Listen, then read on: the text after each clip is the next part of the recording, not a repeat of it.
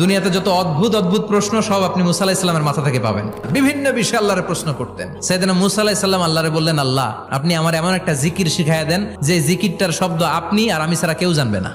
দিনে রাতে সব সময় এই জিকির আমি করব, আপনারে ডাকবো, কিন্তু শর্ত হলো এই জিকিরটা জানবে শুধু আপনি আর জানবো শুধু আমি। আল্লাহ বললেন, মুসা পড়ো লা ইলাহা ইল্লাল্লাহ।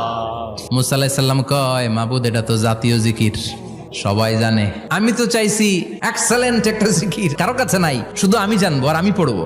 আল্লাহ বললেন, মুসা এই লা ইলাহাকে যদি এক পাল্লায় রেখে দাও, তাম বিশ্ব, 7 আকাশ 7 জমিনটারে তুলে যদি তুমি আরেক পাল্লায় রেখে দাও, লা রাজাহাত কাফাতু লা ইলাহা ইল্লাল্লাহ, মুহূর্তের মধ্যে লা ইলাহার পাল্লা ভারী হয়ে যাবে। ও মুসা, তুমি যতই এক্সক্লুসিভ জিকির চাও, লা ইলাহার চেয়ে দামি জিকির আমার কাছে নাই।